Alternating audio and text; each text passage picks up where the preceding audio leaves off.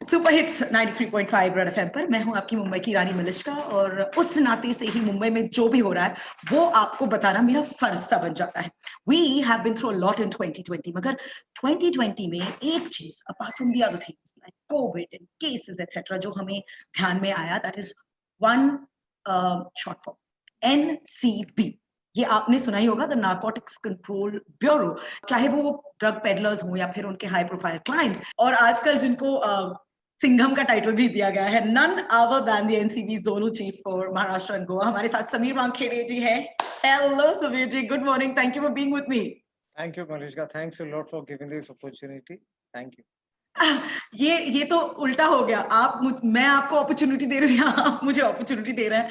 Yeah, but it is an opportunity because आपके radio के माध्यम से we can spread awareness to the citizens of Mumbai, Maharashtra, and Goa to how serious this issue is. So your is the right way, medium to spread the awareness for anything against drugs. क्या हुआ 2020 में जो अलग था, या फिर अभी perceiving it like that? Last year 2020 में काफी केसेस बुक हुए comparatively to last year also.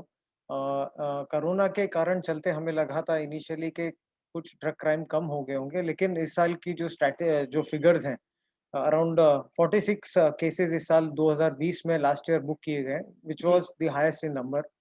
सो ये एक अलग ट्रेंड हमने देखा।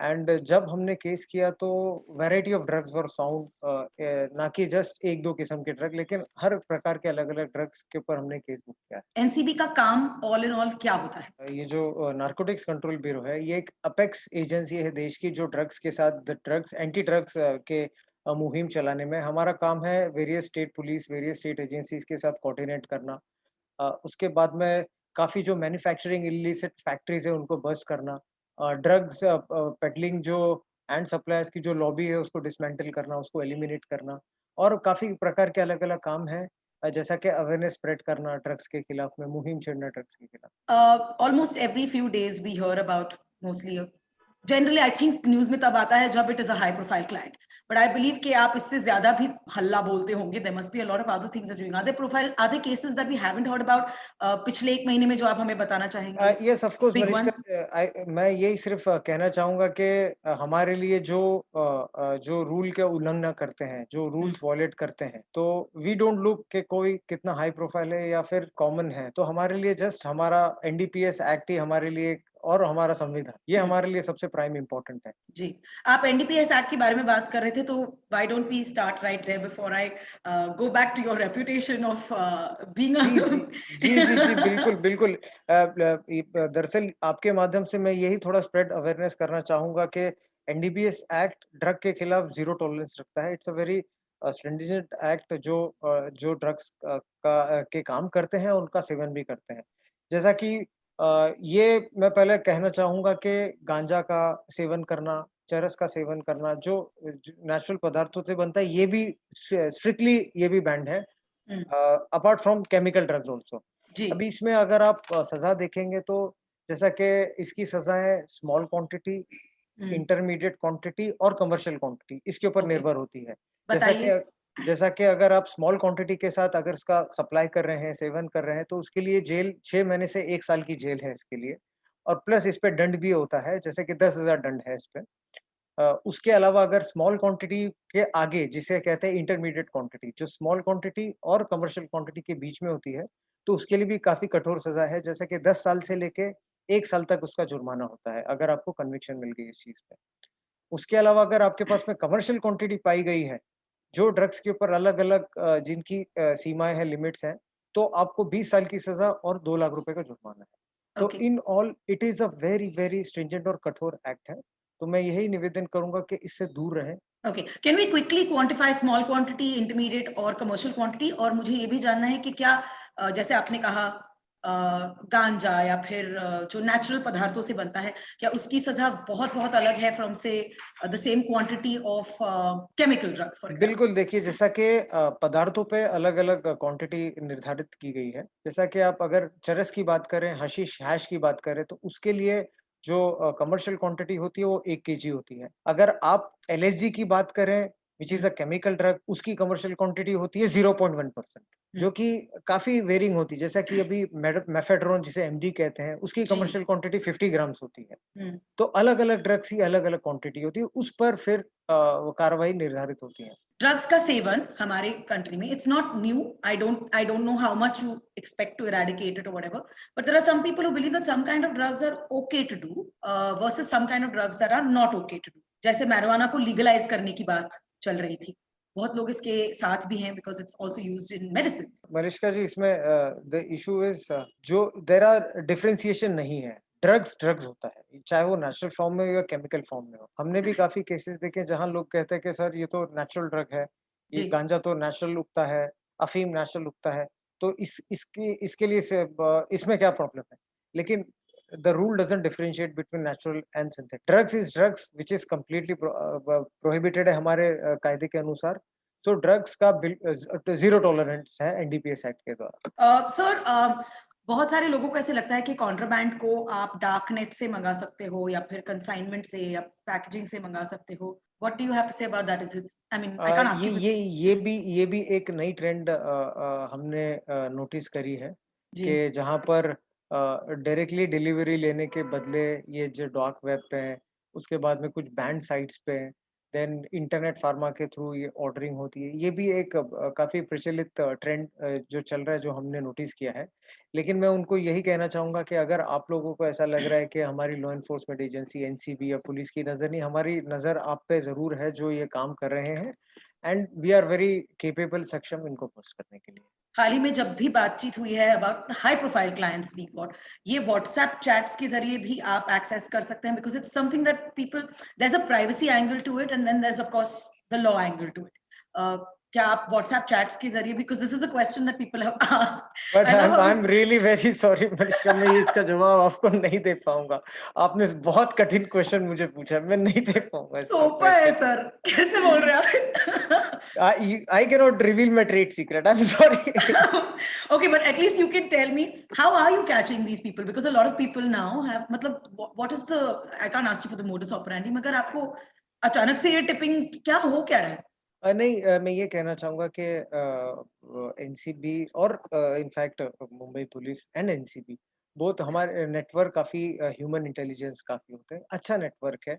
एंड एक बार आप काम करते हैं तो लोगों को आप पे भरोसा आता है कि नहीं, काम हो रहा है, सही हो रहा है, तो फिर काफी इंफॉर्मेशन पेरेंट्स की तरफ से, काफी इंफॉर्मेशन सोसाइटी की तरफ से, काफी इंफॉर्मेशन एनजीओज की तरफ से, जब उनको पता है कि ये हमें इस चीज का निवार हो रहा है या फिर इस चीज पे केसेस बुक हो रहे हैं हमारी इंफॉर्मेशन पे, तो काफी लोग आपके सामने आते हैं। हम ये भी देखते हैं कि हम इस चीज पे action. Ji ji. Another quick question: is the NCP allowed to enter the house where they suspect कि कुछ चल रहा है? क्या वो अंदर जाके सर्च कर सकते हैं? वारंट लगता है? What is the, because every time we see a celebrity we're like, पर अचानक से हो गया, मतलब वारंट है, how does that work? What is the... See, there is a provision under NDPS Act which is covered under Section 41 and 42 of the NDPS Act, which all the powers have been derived from the CRPC basically, which gives the power for the IO, which is the investigating officer, if he is suspecting कि कहाँ पर अगर contraband रखा है या drugs रखा है, तो वो as per Section 41 and 42 उस जगह को जाके सर्च कर सकते हैं। इंडिया में कौन कौन से स्टेट्स है जहां पर ड्रग अब्यूज रैम्पेंट है आपके हिसाब से? काफी रैम्पेट हो रहा है, लेकिन चूंकि NCB is a very nodal agency और अपेक्स एजेंसी, तो हमारा जो प्रिलिमिनर जो बेसिक काम है, जो मेन हमारा काम है, वो dismantling of the modules, dismantling of the modes of operandi and big से ड्रग सिंडिकेट। लेकिन हालांकि अभी हम देख रहे हैं, हम we are focusing on an all oriented approach basic. हम मैन्युफैक्चरर को भी सजा दिला रहे हैं जो ड्रग्स की मैन्युफैक्चरिंग कर रहे हैं, सप्लायर्स को भी सजा दिला रहे हैं, और पेडलर्स को भी सजा दिला रहे हैं। Okay.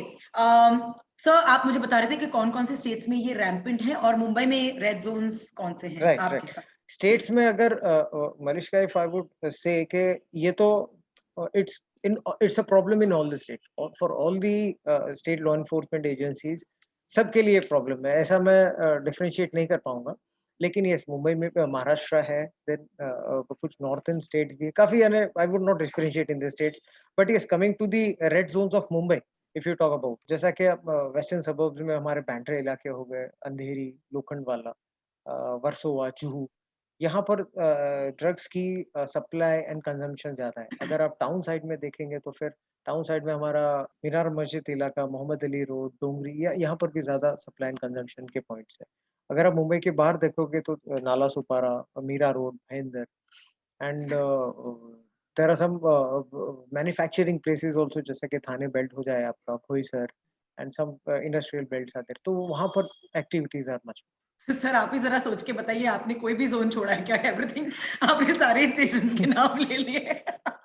Because that is my job to do, तो ओके, मगर आता कहाँ से है? Where is the prime source of where it comes from? Because we ये got this is a very relevant question.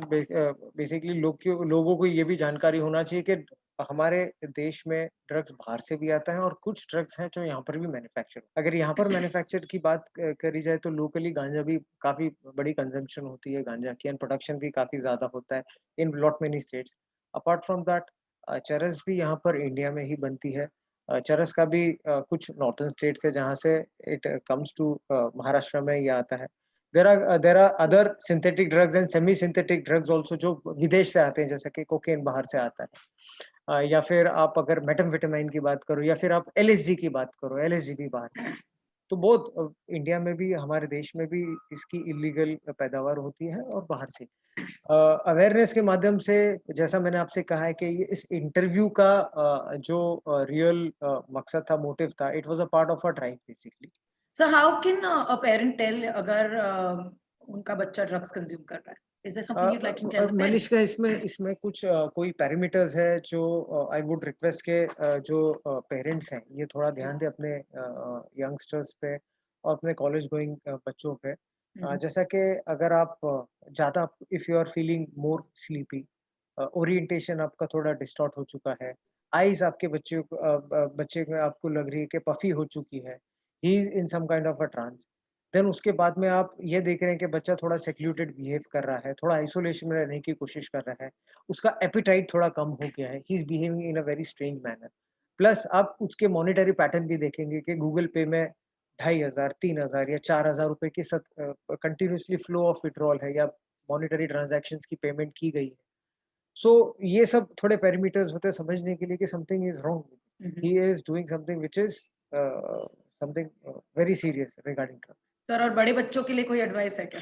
बड़े बच्चों बड़े बच्चों के लिए तो हम लोग दिन रात तो काम ही कर रहे हैं ओ भगवान! To to keep a monitor on the thing what is going on. कभी अगर पेरेंट्स ने ये बिहेवियर देखा है बच्चों का, तो आई वुड स्ट्रांगली रिकमेंड कि वेट ना करें and they immediately contact any kind of NGO. काफी एनजीओ है ऑनलाइन भी, आप देखेंगे तो काफी एनजीओ जो रिहैब में या फिर एंटी ड्रग ड्राइव में काफी एक्टिव है।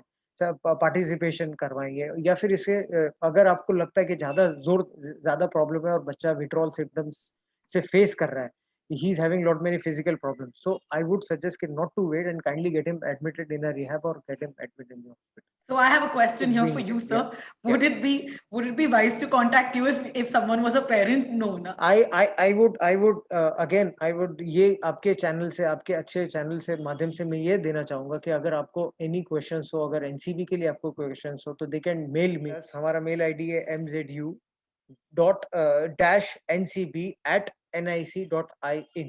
They can call me upon my official number 022 22620428.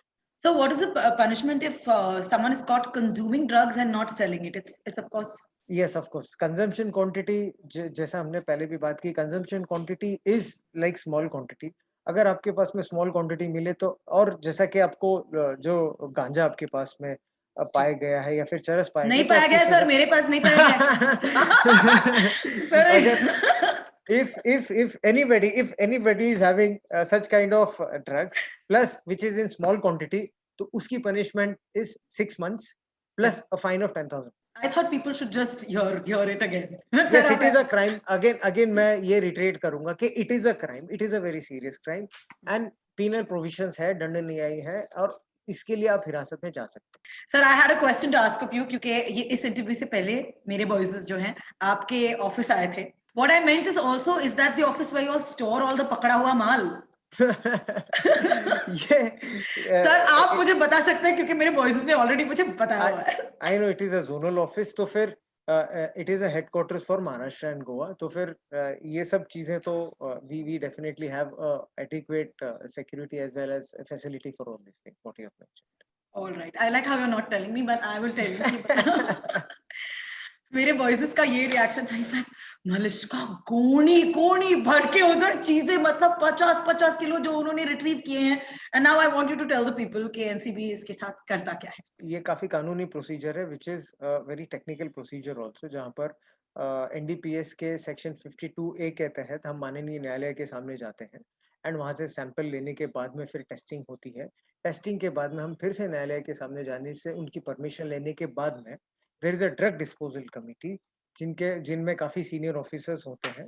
Drug disposal committee के सामने प्रस्तावना रखने के बाद में वहाँ पर ऑर्डर होता है डिस्ट्रक्शन के लिए, and as per the guidelines in front of the guidelines which has been laid by the vigilance, उसका वीडियो रिकॉर्डिंग करने के बाद में इन्हें डिस्ट्रॉय किया जाता है in front of the committee। एक इंसिनरेटर होता है ना, मैंने सुना है इंसिनरेटर, वेरी ट्रू मलिश्का। ऐसा मुझे लग नहीं रहा कि you are working in radio, मुझे ऐसा लगता है you are associate with NCB और with police. Yes because I am not kidding you, मैंने बहुत मतलब ड्रग्स के खिलाफ मुहिमें चलाई हैं through radio. Very true. So Vijay, it has been wonderful talking to you. I was wondering कि आप eventually इस देश के युवक को क्या मैसेज देना चाहेंगे? जो इस वक्त- मैं सिर्फ यही आपके माध्यम से कहना चाहूंगा कि आप अपने आप को, अपने परिवार को, अपने फ्रेंड्स को इस गंदे नशे से, इस गंदी आदत से दूर रखें। Kindly invest your productive time in your hobbies, in good hobbies, in sports. देश को बढ़ाने के लिए कंट्रीब्यूट कीजिए in a positive manner. Keep the flag of the nation very high.